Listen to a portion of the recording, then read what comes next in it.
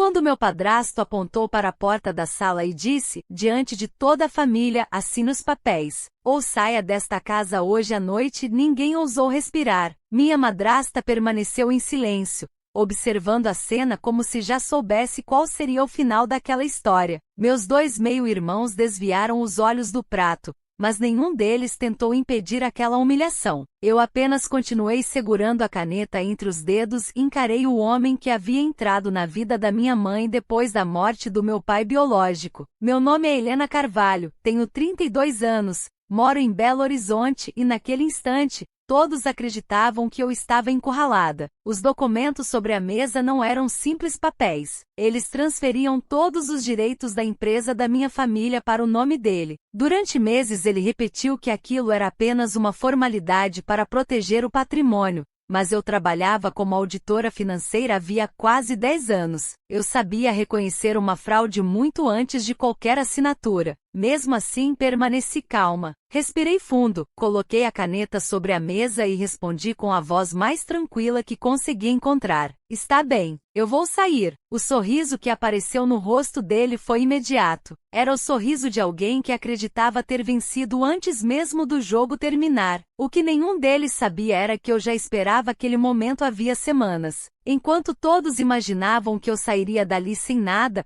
uma única ligação feita 3 dias antes havia mudado completamente o destino daquela casa, daquela empresa e de todas as mentiras que meu padrasto vinha escondendo desde o funeral da minha mãe. Peguei minha bolsa, caminhei até a porta sem olhar para trás e ouvi sua última provocação. Quando perceber que não consegue viver sozinha, pode voltar para pedir desculpas. Não respondi. Fechei a porta atrás de mim e senti o vento frio da noite tocar meu rosto. Pela primeira vez em muitos anos, aquele silêncio não parecia derrota, parecia liberdade. Entrei no meu carro, liguei o motor e dirigi pelas ruas iluminadas de Belo Horizonte sem destino aparente. Alguns minutos depois, estacionei em frente a um pequeno hotel no bairro de Lourdes. Enquanto subia para o quarto com apenas 2 malas, meu telefone vibrou. Na tela apareceu uma mensagem do advogado que eu havia contratado em segredo. Helena, descobrimos tudo. Amanhã de manhã, ele vai entender que nunca teve o controle da situação. Passei a noite quase sem dormir. Não porque estivesse com medo, mas porque finalmente havia chegado o momento de colocar um fim em anos de manipulação. Às 7 da manhã,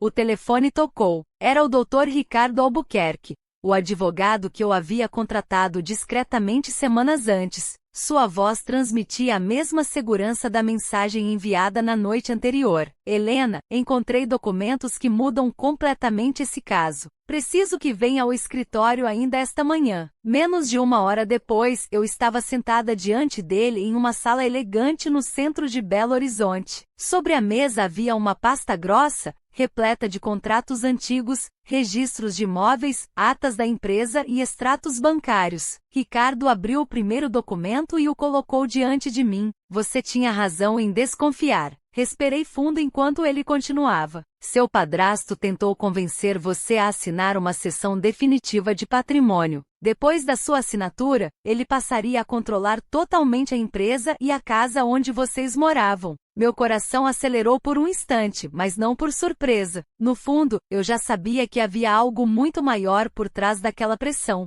Então Ricardo abriu outro arquivo. Só que ele cometeu um erro. Ele apontou para uma escritura registrada anos antes. Seu pai biológico criou um acordo de proteção patrimonial poucos meses antes de falecer. Esse documento nunca foi cancelado. Pela lei, 51% das ações da empresa pertencem exclusivamente a você. Além disso, a casa jamais poderia ser transferida sem a sua autorização formal. Fiquei em silêncio por alguns segundos. Durante todos aqueles anos, ele se comportou como dono de tudo, quando na verdade dependia da minha assinatura para realizar qualquer negócio importante. Ricardo sorriu discretamente. E existe mais. Ele deslizou outro documento sobre a mesa. Há 3 meses seu padrasto tentou negociar parte da empresa com um grupo de investidores utilizando informações falsas. Se essa operação tivesse sido concluída, ele responderia por fraude patrimonial. Olhei cada página com atenção. As assinaturas, as datas, os registros oficiais. Tudo confirmava que eu nunca fui a parte fraca daquela história. Quem realmente corria perigo era ele. Ricardo fechou a pasta. Minha recomendação é simples. Não assine absolutamente nada. Hoje à tarde enviaremos uma notificação judicial impedindo qualquer tentativa de venda da empresa e solicitando uma auditoria completa das movimentações financeiras dos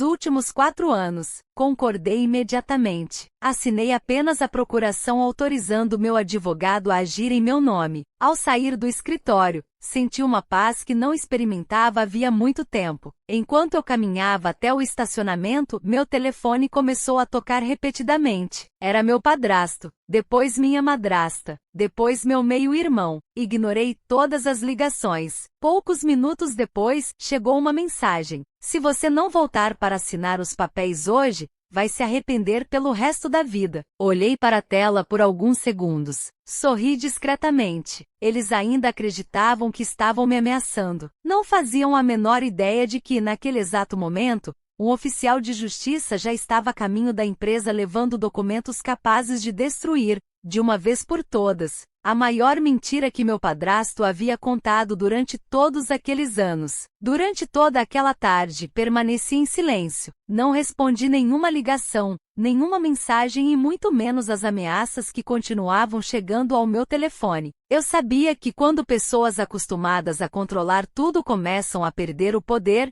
o desespero fala mais alto do que a razão. Pouco depois das 3 da tarde, o Dr. Ricardo me ligou. Helena, a notificação foi entregue. A reação dele foi exatamente como imaginávamos. Pedi que ele continuasse. Seu padrasto ficou furioso. Rasgou a primeira página na frente do oficial de justiça e afirmou que você nunca teria coragem de levar isso até o tribunal. O problema é que esse gesto não muda absolutamente nada. A ação já foi protocolada. Fechei os olhos por um instante. Pela primeira vez, não senti medo, senti alívio. Na manhã seguinte, cheguei normalmente ao escritório onde trabalhava como auditora financeira. Tentei manter minha rotina, mas antes mesmo do almoço recebi uma ligação da gerente do banco responsável pelas contas da empresa da minha família. Ela falou de forma educada. Senhora Helena, como acionista majoritária registrada oficialmente, precisamos da sua autorização para qualquer movimentação acima do limite previsto no estatuto. Recebemos uma solicitação feita pelo Sr. Roberto,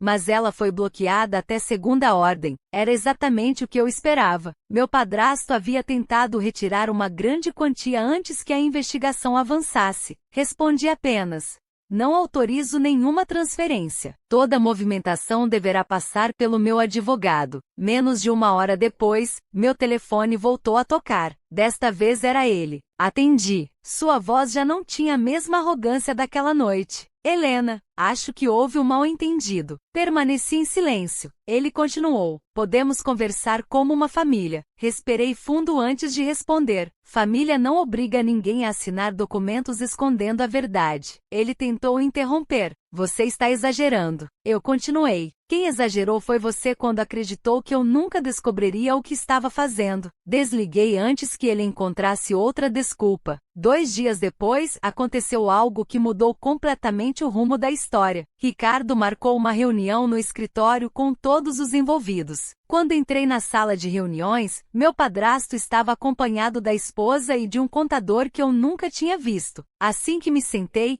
ele empurrou uma pasta em minha direção. Podemos resolver isso sem tribunal. Nem toquei nos papéis. Ricardo pediu a palavra. Calmamente colocou sobre a mesa um relatório preparado por uma empresa independente de auditoria. Página após página, o documento mostrava pagamentos pessoais feitos com dinheiro da empresa, viagens, compras de luxo, reformas particulares, cartões de crédito, transferências sem justificativa. Tudo havia sido pago utilizando recursos que pertenciam ao patrimônio familiar. O silêncio tomou conta da sala. Meu padrasto perdeu completamente a cor do rosto. O contador começou a folhear os documentos rapidamente, como se procurasse alguma explicação que simplesmente não existia. Então Ricardo apresentou a última prova, As câmeras internas da empresa haviam registrado meu padrasto retirando caixas inteiras de documentos do arquivo poucos dias antes de exigir que eu assinasse aqueles papéis. As imagens possuíam data, horário e autenticação pericial. Não havia como negar. Pela primeira vez desde que tudo começou, ele abaixou a cabeça. Depois de alguns segundos, falou quase sussurrando. Helena, eu aceito negociar. Olhei diretamente para ele. Durante anos eu esperei ouvir aquelas palavras, mas agora já não era mais uma questão de dinheiro, era uma questão de justiça. Antes que qualquer acordo fosse discutido,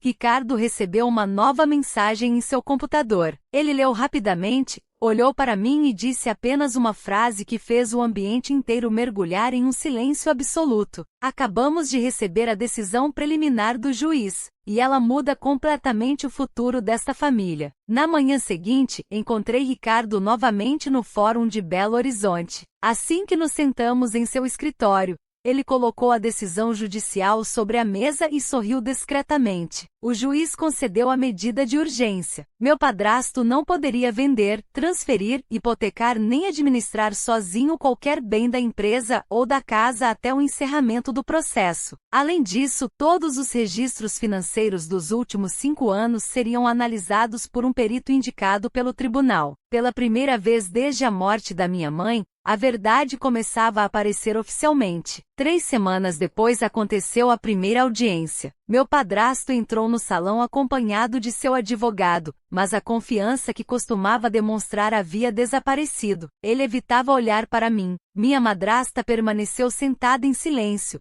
enquanto meu meio-irmão mantinha a cabeça baixa o tempo inteiro. Quando o juiz autorizou o início da audiência, Ricardo apresentou todos os documentos em ordem cronológica. Vieram os registros da empresa, depois os extratos bancários. Em seguida apareceram contratos assinados apenas pelo meu padrasto, movimentações incompatíveis com a receita da empresa e despesas pessoais pagas com dinheiro do patrimônio familiar. Cada documento confirmava exatamente aquilo que eu havia desconfiado durante tantos anos. Então chegou o momento mais importante. O perito judicial apresentou seu relatório técnico. Segundo a auditoria, centenas de milhares de reais haviam sido utilizados para despesas particulares sem qualquer autorização societária. Também ficou comprovado que os papéis que meu padrasto tentou me obrigar a assinar retiravam definitivamente todos os meus direitos sobre a empresa e facilitavam a venda da casa poucos dias depois. O silêncio dentro da sala era absoluto. Nem mesmo o advogado dele tentou contestar aquelas provas. Depois de alguns minutos de conversa reservada entre as partes, meu padrasto pediu autorização para falar. Levantou-se lentamente e olhou em minha direção. Helena, eu reconheço que errei. Se você retirar a ação, prometo devolver tudo. Durante anos eu imaginei aquele momento. Achei que sentiria vontade de responder com raiva, mas não senti, apenas paz. Olhei para ele com tranquilidade. Quando eu precisei de respeito, você me ofereceu ameaças. Quando tentou tirar tudo de mim, acreditou que eu nunca descobriria a verdade. Hoje não é o dinheiro que está sendo julgado, são as escolhas que você fez. Ricardo pediu a homologação de um acordo apenas dentro dos limites da lei. Depois de algumas horas de negociação, ficou definido que a empresa seria reorganizada sob uma nova administração profissional. Eu assumiria oficialmente a presidência do conselho administrativo, enquanto meu padrasto abriria mão de qualquer poder de decisão. Parte dos valores desviados seria devolvida ao patrimônio da empresa conforme determinação judicial, e a casa permaneceria registrada exatamente como previa a documentação original. Quando saí do fórum naquela tarde, senti que um peso enorme finalmente havia desaparecido. Alguns meses depois, a empresa voltou a crescer. Funcionários que antes tinham medo de falar passaram a trabalhar com tranquilidade. Organizamos as finanças, recuperamos a credibilidade da marca e conquistamos novos contratos. Pela primeira vez, eu não administrava aquele negócio por obrigação, mas por orgulho da história que meus pais haviam construído. Soube por antigos conhecidos que meu padrasto precisou vender diversos bens para cumprir as determinações judiciais. Também descobri que ele passou a viver uma realidade muito diferente daquela que fingia ter quando controlava o dinheiro dos outros. Nunca comemorei a queda dele. A maior vitória não foi vê-lo perder, foi perceber que eu nunca precisei destruir ninguém para reconstruir minha própria vida. Algumas semanas depois, voltei à antiga casa apenas uma única vez para buscar uma caixa com fotografias da minha infância. Caminhei pelos cômodos em silêncio. Sorri ao lembrar dos meus pais e fechei a porta sem sentir tristeza. Naquele instante compreendi que um lar nunca é definido pelas paredes, mas pela paz que existe dentro de nós. Enquanto dirigia de volta pelas ruas de Belo Horizonte, o sol iluminava o horizonte como se marcasse um novo começo. Meu padrasto acreditou que uma assinatura apagaria a minha história. No fim, foi a verdade que assinou o destino dele, e eu segui em frente de cabeça erguida, sabendo exatamente quanto valia a minha dignidade, porque existem portas que parecem o fim de uma vida, quando na realidade